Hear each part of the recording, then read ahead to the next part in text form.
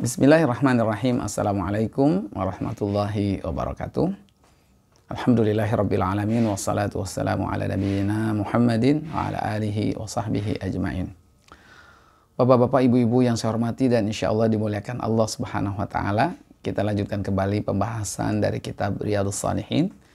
Kita masuk ke dalam bab yang ke-26, yakni babun fi tahrimiz zulm. Bab tentang diharamkannya perbuatan zalim, wal amru biraddil mazalim, dan perintah untuk mengembalikan apa saja yang kita dapatkan secara zalim kepada yang berhak. Jadi dua penekanannya. Yang pertama adalah diharamkannya perbuatan zalim itu sendiri, dan yang kedua adalah kalau kita sudah terlanjur melakukan perbuatan zalim, maka taubatnya adalah mengembalikan apa yang kita dapat secara zalim tersebut kepada yang berhak. Sebelum kita masuk ke dalam bab ini, kita perlu memahami terlebih dahulu apa itu perbuatan zalim. Karena kita perlu mengenal satu perbuatan itu dikatakan zalim seperti apa. Maka kalimat zalim itu diantara maknanya adalah an-naqsu, yaitu mengurangi. Ini bisa kita lihat dari Al-Quran surat Al-Kahfi, ketika Allah Subhanahu wa taala menceritakan tentang kisah pemilik kebun. Ya, dua orang bersaudara yang salah satunya diberikan dua kebun. Allah katakan, a'udzubillahi minasyaitonirrajim, kiltal jannataini atat ukulaha wa lam tadhlim minhu syai'a. Maka kedua kebun tersebut mendatangkan buahnya, hasilnya, wa lam tadhlim minhu syai'a, dan tidak mengurangi, tidak berkurang sedikit pun hasilnya. Jadi makna zalim itu salah satunya diantaranya adalah mengurangi. Maka bentuk apa saja yang itu mengurangi masuk ke dalam ciri-ciri perbuatan zalim. Contoh umpamanya Allah mewajibkan kita sholat, lalu kita menguranginya.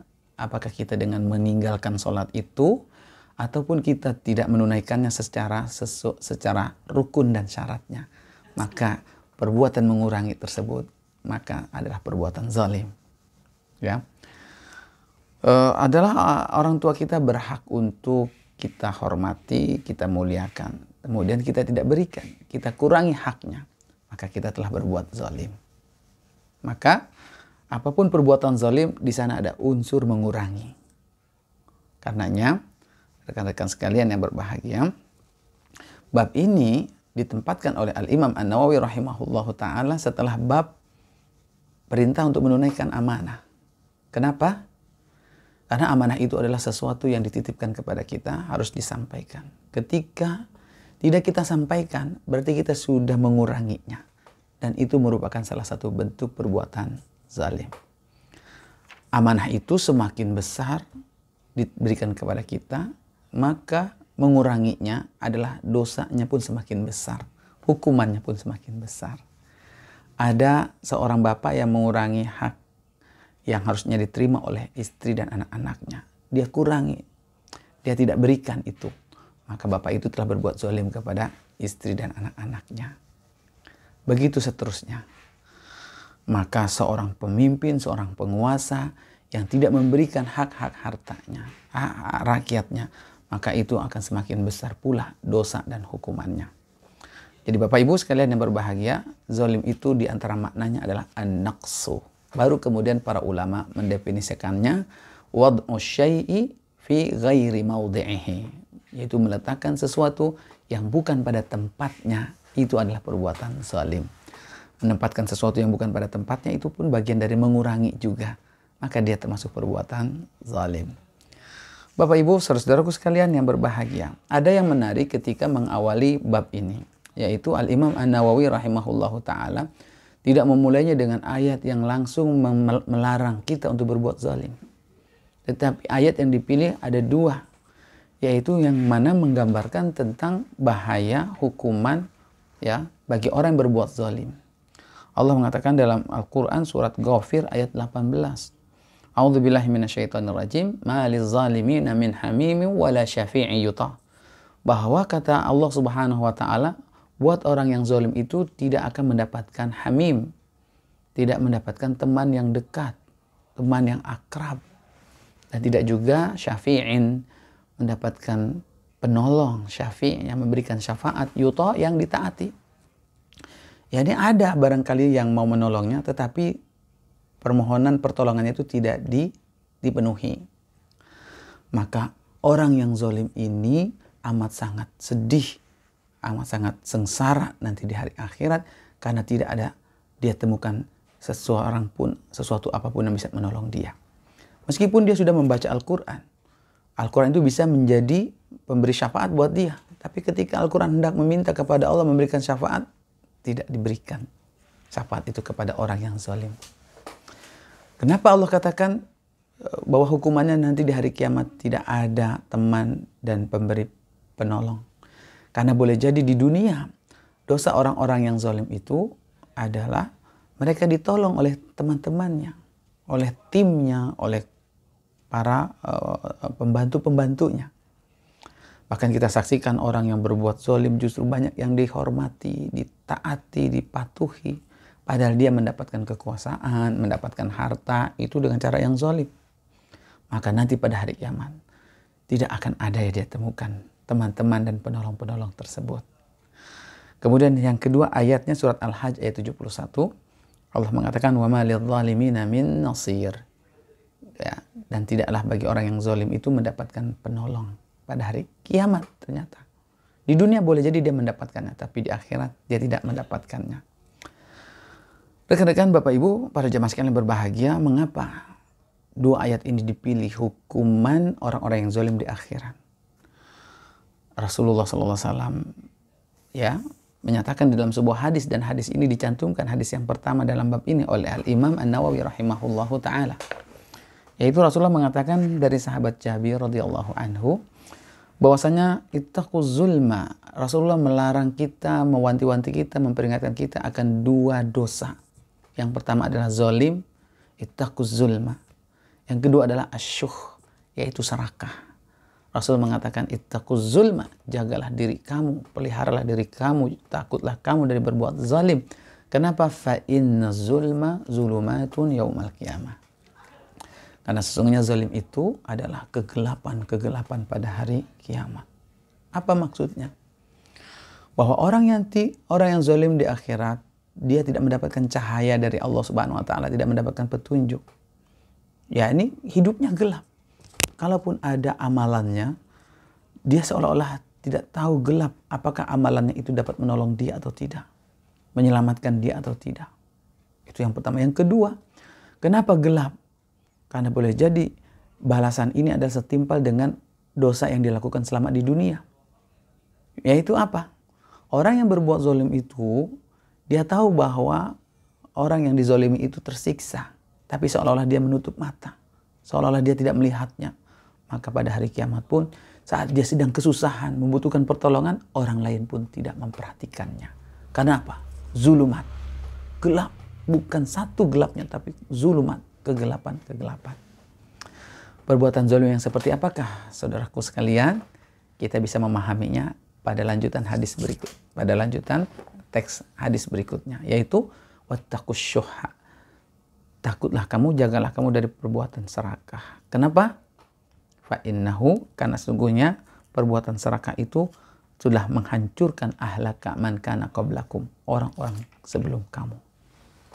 Jadi banyak orang yang hancur hidupnya gara-gara serakah. Apa bedanya zalim dengan asyuh, dengan serakah?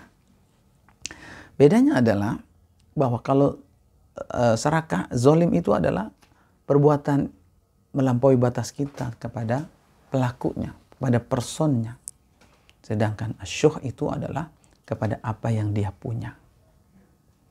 Asyuh ini adalah bakhil, serakah. Yang lebih bahaya dari bakhil itu asyuh, serakah. Karena kalau bakhil itu hanya menahan apa yang dia punya, tidak mau diberikan kepada orang. Kalau asyuh ini sudah dia tidak berikan apa yang dia punya, lalu kemudian apa yang dimiliki oleh orang lain dia inginkan. Itu yang namanya serakah. Nah, kata Nabi, ini sudah menghancurkan orang-orang sebelum kamu, yang menyebabkan mereka safaku dima'ahum, mereka menumpahkan darah, ya, berani membunuh gara-gara untuk memuaskan keserakahannya. Wastahallu maharimahum, Mereka menganggap halal apa yang Allah haramkan. Apakah itu makanan, pekerjaan, perbuatan, pasangan hidup. Yang haram-haram itu dia tabrak semuanya demi keserakahannya. Maka orang yang serakah dengan yang zolim ini dilakukan, maka lengkap sudah. Kezoliman dilakukan kepada orangnya dan kepada apa yang dia punya. Kita ambil contoh sederhana adalah begal umpamanya. Orangnya dibacok, orangnya dibunuh, motornya diambil, dompetnya, semua yang dia miliki diambil. Ini udah zolim, dia juga asyuh. Itu di jalanan terjadi. Bagaimana jika di kantor, bagaimana jika di pasar. Betapa banyak orang yang berani mencelakakan orang lain, membunuh orang lain demi memuaskan keserakahannya. Wal'iyadu billah. Maka hati-hati terhadap dua dosa ini. Bapak Ibu, saudara-saudaraku sekalian yang berbahagia. Zolim, apa yang kita dapatkan dari perbuatan zolim, ya secara zolim itu harus dikembalikan. Kapan? Sekarang juga. Kenapa? Karena sama saja. Kalau hari ini, saat ini kita tidak kembalikan kepada yang berhak, maka nanti pada hari kiamat kita pun akan mengembalikannya. Jadi pilih mana? Mengembalikan sekarang atau nanti? Tentu konsekuensi di akhirat jauh lebih besar. Ya, inilah hadis berikutnya yang dicantumkan dalam bab ini, yaitu hadis dari sahabat Abu Hurairah radhiyallahu an, bahwa Rasulullah sallallahu alaihi wasallam mengatakan, la tu'addunnal huquqa ila ahliha yaumal qiyamah. Sungguh kamu nanti akan memberikan, menunaikan hak-hak itu kepada ahlinya pada hari kiamat. Tidak bisa lari kamu. Di dunia bisa selamat, di akhirat tidak bisa. Karena di hari kiamat, jangankan kita manusia, kambing, ya kata Nabi, hatta yuqada lisyatil jalha, kambing yang tidak punya tanduk, yang patah tanduknya itu akan didatangkan untuk menagih, mengambil haknya dari kambing al-qarna yang memiliki tanduk. Yang selama di dunia, kambing yang memiliki tanduk itu sering menzoliminya, maka di hari kiamat Allah akan kembalikan kepada yang berhaknya. Hadis riwayat Al-Imam Muslim. Jadi dengan hadis ini kita dapatkan gambaran bahwa pengharaman zolim tersebut amat sangat besar ya kedudukannya di dalam Islam. Berikutnya, sahabat Ibnu Umar radhiyallahu anhu pernah bercerita ketika sedang duduk bersama Nabi Shallallahu Alaihi Wasallam, berceritakan tentang haji wada, ya. Lalu kemudian Rasulullah Shallallahu Alaihi Wasallam menjelaskan apa itu haji wada, dan kemudian Nabi menjelaskan tentang fitnah al-Masihid Dajjal. Lalu kemudian Rasulullah Shallallahu Alaihi Wasallam mengatakan bahwasanya setiap nabi itu mengingatkan kita akan bahaya Masih ad-Dajjal ini, dan kita bisa mengetahuinya siapa itu Dajjal itu nanti, ya jelas sekali dengan tandanya. Tapi kemudian apalagi Allah Subhanahu wa taala, Allah itu tidaklah buta, maka kita pun bisa mengenali kejahatan Masih Dajjal tersebut, yaitu perbuatan zalim, ya. Apalagi disebutkan ada tandanya Dajjal itu, yaitu mata sebelah kanannya itu ya buta, ya. Kemudian mata yang satunya itu keluar, menonjol. Dan Rasulullah SAW kemudian di akhir hadis tersebut mengingatkan, menutup pesannya tersebut, wailakum, waihakum. Ya, celaka kalian. Janganlah kamu nanti setelah aku mati, kata Nabi, jangan la tarji'u ba'di kuffar. Jangan menjadi kufur. Ya, dengan cara apa? Dengan cara melakukan perbuatan zalim, memukul leher sebagian kamu dengan sebahagian yang lainnya. Maka pesan ini menjadi pesan penutup, pesan terakhir, menunjukkan sangat memiliki kedudukan yang besar di sisi Nabi Shallallahu Alaihi Wasallam. Hadis riwayat Al-Imam Al-Bukhari. Bapak Ibu Saudaraku, yang menyebabkan perbuatan zalim ini harus berhenti, dan kalaupun ada barang yang kita dapatkan harus dikembalikan.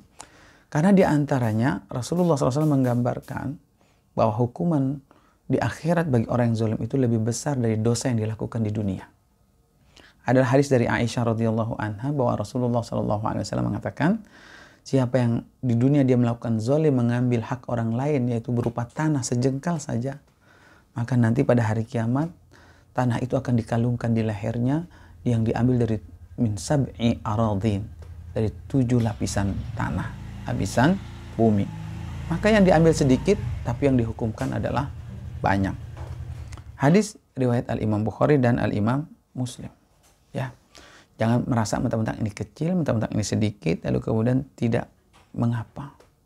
Lalu kemudian terjadi terus diulang-ulang, maka hati-hati. Di antara bahwa besarnya perbuatan zalim tersebut adalah hukumannya pun berat. Bukan cuma sekedar berat, tetapi Rasulullah SAW menggambarkan bagaimana menghancurkan, menghukum orang yang zalim itu. Hadis dari sahabat Abu Musa radhiyallahu anhu, dia berkata bahwa Rasulullah SAW mengatakan, Innallaha la yumli lizalim. Allah akan membiarkan orang yang berbuat zalim itu, ya, ditangguhkan. Dia melakukan kezalimannya sekali, selamat. Dia terulang lagi yang kedua, dibiarkan oleh Allah, diulang lagi yang ketiga. Padahal Allah hendak melihat taubat dia. Tapi ternyata perbuatan zalim itu semakin menjadi, hingga ketika Allah hendak menghukumnya, apabila fa'idha akhadahu lam yuflithu. Allah hancurkan sehancur-hancurnya dan tidak disisakan sedikit pun. Masih ingat bagaimana kisah Fir'aun? Allah tenggelamkan semuanya itu dengan bala tentaranya. Tidak disisakan satu pun. Semuanya mati tenggelam. Masih ingat kisahnya Qarun? Allah tenggelamkan dirinya dan harta kekayaannya ke dalam perut bumi. Allah tidak sisakan. Dan itulah kemudian Rasulullah membaca ayat surat Hud ayat 102. Wa kadzalika akhdhu rabbika, demikianlah hukuman siksaan Allah Subhanahu wa taala idza akhadhal qura wa hiya zalimah. Kalau ada sebuah kampung negeri yang dia melakukan kezaliman, kalau Allah hendak menghukumnya, inna akhdahu alimun syadid, sesungguhnya azab Allah itu amat sangat alim, pedih, syadidun, amat sangat keras. Hadis sahih riwayat Imam Bukhari dan Imam Muslim. Hadis yang berikutnya menggambarkan tentang haramnya perbuatan zalim ini, yaitu hadis dari sahabat Muaz, ya. Muaz bin Jabal, seorang sahabat yang ditugaskan untuk berdakwah ke Yaman. Maka saat Rasulullah SAW memberikan taujih, memberikan arahan kepada sahabat Muaz, ya, untuk mengajak mereka secara bertahap, bersyahadat, kemudian sholat, kemudian membayar sedekah, zakat. Baru kemudian kalau itu semua sudah dilakukan, Rasul berpesan, hati-hati. Jangan sekali-sekali engkau menzolimi mereka yang sudah mengucapkan syahadat dan berislam dengan baik. Kenapa? Rasul mengatakan, wattaqi da'watal mazlum.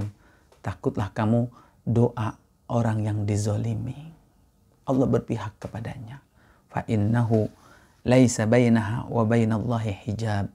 Tidak ada penghalang antara dia yang dizolimi itu dengan Allah Subhanahu wa taala. Kalau dia sudah berdoa, Allah dengar doanya. Hadis sahih muttafaqun alaih. Maka hati-hati. Pertimbangan untuk kita berbuat zalim adalah hati-hati jika orang yang dizolimi itu marah sama kita lalu kemudian dia berdoa. Akan dampak buruknya itu kembali kepada kita. Kemudian hadis yang berikutnya adalah hadis dari sahabat Abi Humaid Abdurrahman bin Sa'ad As-Sa'idi radhiyallahu anhu, yaitu yang menjelaskan bahwa ada seorang laki-laki yang ditugaskan oleh Nabi SAW yang dipanggil dengan Ibnu Lutbiyah.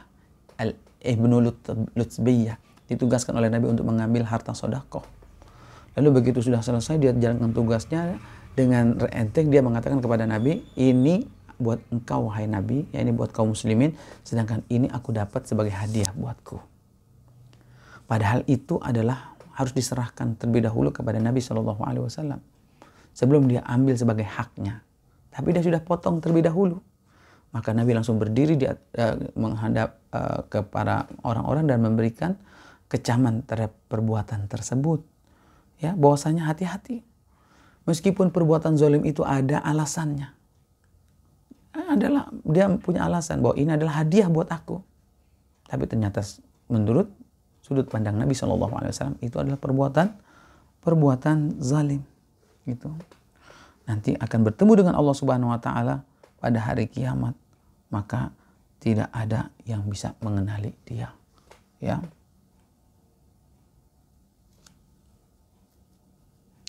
Karena para jemaah sekalian berbahagia, dia telah melakukan kezaliman, ya, meskipun ada banyak alasannya. Hadisnya sahih riwayat Al-Imam Bukhari dan Al-Imam Muslim. Yang berikutnya, hadis yang berikutnya adalah hukuman orang yang berbuat zalim itu nanti pada hari kiamat digambarkan oleh Allah Subhanahu wa taala, oleh Rasulullah SAW nanti, jika dia bertemu dengan Allah Subhanahu wa taala membawa pahala kebaikannya sebesar gunung, tapi kemudian ada yang dizolimi, dia menuntut, maka akan diambillah kebaikan-kebaikannya tersebut, akan diberikan kepada orang yang dizoliminya. Sehingga ketika sudah habis semua kebaikannya, maka keburukan orang yang dizolimi tersebut akan ditimpakan kepada dia. Maka dia adalah orang yang rugi, orang yang bangkrut, sebagaimana disebutkan nanti pada hadis yang selanjutnya. Jadi hati-hati. Bisa jadi itu perbuatan zalim ini merupakan dilakukan oleh orang-orang yang sholat 5 waktu, orang yang menjadi pengurus masjid, ya, mengurusi urusan umat, dia berbuat zalim, ya. Dan inilah menjadi tantangan umat Islam saat ini, bahwa ada banyak orang yang beres hubungannya dengan Allah Subhanahu wa taala, hablum minallah, tapi begitu dia kembali ke kantor, begitu dia kembali ke pasar, kembali ke masyarakat, pulang ke rumah, hablum minannasnya adalah perbuatan-perbuatan zalim. Khawatir pahala-pahala yang sudah kumpulkan hablum minallahnya itu hancur dengan perbuatan zalimnya kepada sesama manusia. Hadis yang berikutnya para jemaah adalah bahwa standar kita tidak melakukan perbuatan zalim kepada orang lain adalah ketika keberadaan kita tidak mengganggu orang lain, baik tangan kita maupun lisan kita. Ya, Rasulullah SAW mengatakan al-muslim, orang yang muslim itu adalah man salimal muslimuna min lisanihi wa yadihi. Ya, seorang muslim itu adalah orang yang menjadikan orang lain itu selamat dari bahaya tangan dan lisannya. Maka ketika tangan kita, lisan kita menyakiti orang lain, boleh jadi itu adalah bentuk kezaliman kita kepada saudara-saudara kita. Jika ada hal yang demikian itu, Rasulullah mengatakan wal muhajir, segera berhijrahlah, berhijrah amal. Ini tinggalkan perbuatan-perbuatan yang diharamkan tersebut, karena sesungguhnya orang yang hijrah itu termasuk di dalamnya adalah man hajara ma nahallahu anhu, yaitu orang yang meninggalkan apa yang dilarang oleh Allah Subhanahu wa taala. Hadis riwayat Al-Imam Bukhari dan Al-Imam Muslim. Berikutnya, para jemaah sekalian berbahagia, sebuah kisah yang diceritakan oleh Abdullah bin Amr ibn al-As radhiyallahu anhu. Dia menceritakan bahwa Nabi SAW suatu ketika memiliki rombongan, memiliki pasukan, ya, yang ditugaskan untuk satu peperangan. Lalu kemudian ada salah seorang di antara mereka yang bernama Kirkirah, dia mati. Maka Rasulullah SAW mengatakan huwa finnar. Rasulullah mengatakan dia ada di dalam neraka. Kenapa? Orang-orang penasaran, lalu mereka temui, dia lihat ternyata diperiksa-periksa, ternyata dia menyembunyikan sebuah jubah, yaitu dia sudah melakukan zalim, mengambil yang bukan hak dia. Hadis riwayat Al-Imam Bukhari. Jadi para jemaah sekalian yang berbahagia, hati-hati, kisahnya banyak di zaman Nabi SAW hanya melakukan satu perbuatan zalim yang barangkali saat ini banyak dilakukan oleh orang-orang di zaman sekarang. Al-'iyadzubillah. Hadis berikutnya, rekan-rekan sekalian yang berbahagia, adalah masih sama dengan hadis yang sudah disebutkan, kita lewatkan, yaitu hadis dari sahabat Abi Umamah, ya. Nama beliau adalah Iyas bin Tha'labah al-Harisi radhiyallahu an. Bahwa Rasulullah SAW mengatakan, barang siapa yang memutuskan hak seorang muslim yang seharusnya dia terima, lalu dia putuskan. Satu, yang kedua menggunakan yamin, menggunakan sumpah. Jadi dua dosanya, mengambil hak orang lain dan dia mengobrolnya dengan sumpah nama Allah Subhanahu wa taala. Hati-hati, banyak orang yang berani memberikan sumpah palsu demi untuk melakukan kezalimannya. Rasulullah mengatakan faqad aujaballahu lahun nar. Maka Allah telah mewajibkan, memutuskan orang tersebut wajib masuk neraka. Wa harrama alaihil jannah, dan diharamkan orang tersebut masuk ke dalam surga. Nauzubillah. Ada sahabat yang terheran-heran. Ya Rasulullah, wa in kana syai'an yasira. Meskipun itu adalah perkara yang sepele, yang kecil. Kata Nabi, na'am, ya. Wa in qadiban min arakin. Meskipun adalah itu sebuah siwak yang dipakai oleh seseorang. Lalu dipakai oleh bukan orang yang bukan berhak. Hadis riwayat Al-Imam Muslim. Jadi jangan sampai kita melakukan dosa dua. Sudah zalim, lalu kita bersumpah dengan nama Allah Subhanahu wa ta'ala. Hadis yang berikutnya, hadis dari sahabat Adi bin Umairah radhiyallahu anhu, dia berkata, aku pernah mendengar Rasulullah sallallahu alaihi wasallam mengatakan, barang siapa yang dipekerjakan salah seorang di antara kamu untuk melakukan suatu amal, lalu dia menyembunyikannya. Ya, dia menyembunyikannya meskipun itu sekedar mikhyatan, yaitu jarum jahit. Dia sembunyikan. Dia tidak jujur kepada bosnya, kepada majikannya. Apalagi dengan sesuatu fama fauqahu, yang lebih besar dari itu. Maka itu kata Nabi, kana gululan, itu termasuk penipuan, ya, yang nanti ya'ti bihi yaumil qiyamah, akan didatangkan pada hari kiamat. Wa qamara ilaihi rajulun aswadu minal ansar. Tiba-tiba ada seorang yang hitam dari kalangan Ansor, dia berdiri, ya, dilihat oleh sahabat Adi bin Umairah. Dia terkesan dengan nasihat Nabi Shallallahu Alaihi Wasallam. Nabi mengatakan, malaka, ada apa denganmu? Aku mendengar tadi perkataan kamu begini. Iya, memang aku mengatakannya. Maka janganlah kamu menyembunyikan, baik itu yang sedikit maupun yang banyak. Karena nanti akan didatangkan pada hari kiamat. Hadis riwayat Al-Imam Muslim. Ya, jika para karyawan, para pegawai memiliki mental ini, maka itu akan mendatangkan keberkahan dalam usaha, baik majikannya maupun dirinya. Yang berikutnya adalah hadis dari sahabat Umar ibn Khattab radhiyallahu anhu, yang menceritakan pada saat hari Khaybar terjadi, ada sekelompok sahabat Nabi SAW menghadap, memberikan laporan kepada Nabi bahwa si fulan ini syahid, si fulan ini syahid, ini sudah syahid. Lalu kemudian tiba-tiba mereka melewati satu jenazah yang diklaim juga oleh para sahabat ini syahid, tapi ditolak oleh Nabi SAW. Dia bukan syahid. Kenapa? Aku bahkan melihatnya dia di neraka. Apa salah dia? Apa dosa dia?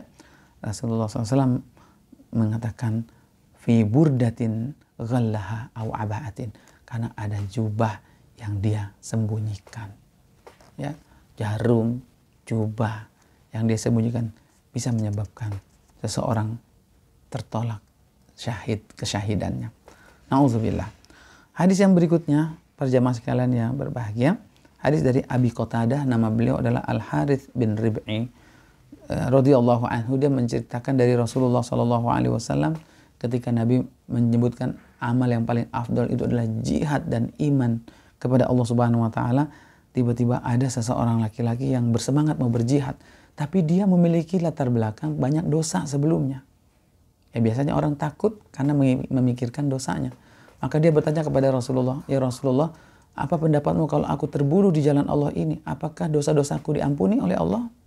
Rasulullah mengatakan, iya, kecuali satu yang tidak diampuni, illa dain, yaitu hutang. Kenapa? Karena matlul ghaniyyi zulmun, kata Nabi, orang yang sudah mampu, orang yang kaya tidak mau membayar hutang, diulur-ulur, itu adalah satu kezaliman. Kata Nabi, Jibril mengatakan hal itu kepadaku. Maka berhati-hati menunda-nunda membayar hutang padahal kita mampu, itu pun itu adalah termasuk perbuatan zalim. Lalu kemudian hadis yang berikutnya, hadis tentang muflis, itu sudah saya singgung tadi, jadi kita lewat saja. Yaitu hadis yang berikutnya, hadis dari sahabat istri Nabi SAW, yakni Ummi Salamah radhiyallahu anha, bahwa Rasulullah SAW pernah menyampaikan, sesungguhnya aku ini, meskipun Rasul, aku ini adalah basyarun mislukum, aku ini manusia biasa, yang mana aku menetapkan sebuah hukum, kecekcokan, adu argumen yang terjadi di antara kalian berdasarkan apa yang aku lihat dan apa yang aku dengar. Bisa saja aku menetapkan sebuah hukum, ya, karena berdasarkan bukti-bukti yang ada, ternyata itu salah. Yang tidak berhak dimenangkan, yang berhak dikalahkan. maka keputusan hakim ini bukan menjadi melegalkan itu semua. Ya, tetapi tetap saja nanti pada hari kiamat itu adalah sebuah kezaliman yang akan ditegakkan keadilannya di sisi Allah Subhanahu wa Ta'ala. Jadi jangan sampai gara-gara kita melakukan satu perbuatan zalim, ya umpamanya kita membeli sesuatu di warung, tiba-tiba diberikan kembalian yang lebih. Dia yang salah ini ngasih, ya lalu kemudian dia pura-pura tidak tahu, hati-hati. Ya, dia salah memang karena dia sebagai manusia. Mungkin saja dia salah. Tapi bagaimana? Jangan sampai kita menzolimi dia dengan yang bukan hak kita. Hak dia itu kita ambil. Wal'iyadzu billah. Dan yang berikutnya, maka apa yang ada dalam diri kita dari perbuatan kita ambil itu secara zalim itu merupakan hutang buat orang lain. Kembalikan. Selama belum dikembalikan, Rasulullah SAW mengatakan, hadis dari sahabat Ibnu Umar radhiyallahu anhuma, bahwa Rasulullah SAW mengatakan seorang mukmin itu akan terus merasakan fushah min dini, yaitu kelapangan dalam agamanya, melaksanakan agama, mudah dalam beramal soleh, lapang dadanya, dia merasa tenang, yaitu ketika apa? Ketika dia sudah menunaikan tidak tertimpa dengan dosa, menunaikan darah yang dihormati, yang diharamkan oleh Allah. Malam yusib daman haraman. Dia terlepas dari dosa membunuh. Dan yang hadis yang terakhir adalah dari Khawlah binti Amir al-Ansariyah, yaitu istri dari sahabat Hamzah radhiyallahu anhu wa anha. Dia mengatakan, aku pernah mendengar Rasulullah SAW mengatakan, sesungguhnya ada beberapa orang, inna rijalan yatakhawadun, mereka itu menganggap sepele, menganggap gampang satu urusan, padahal itu adalah perbuatan zalim. Ya, kata Nabi SAW, fi malillahi bighairi haqqin, tentang sebuah harta, itu milik harta Allah Subhanahu wa Ta'ala, sedekah, zakat dan sebagainya, dilakukan tidak amanah, disepelekan. Maka kata Nabi, falahumun nar, nanti kelak buat mereka itu akan mendapatkan neraka yaumal qiyamah, pada hari kiamat. Hadis riwayat Al-Imam Bukhari. Selesai para jamaah sekalian, hadis-hadis yang ada dalam bab ini mudah-mudahan bermanfaat, menjadikan kita lebih berhati-hati, takut terhadap perbuatan zalim, menjaga ibadah-ibadah kita agar benar-benar utuh, tidak terkurang, tidak menjadi batal, tidak menjadi habis dengan kezaliman-kezaliman yang kita lakukan. Semoga bermanfaat. Subhanaka Allahumma wa bihamdika asyhadu an la ilaha illa anta astaghfiruka wa atubu ilaik. Wassalamualaikum warahmatullahi wabarakatuh.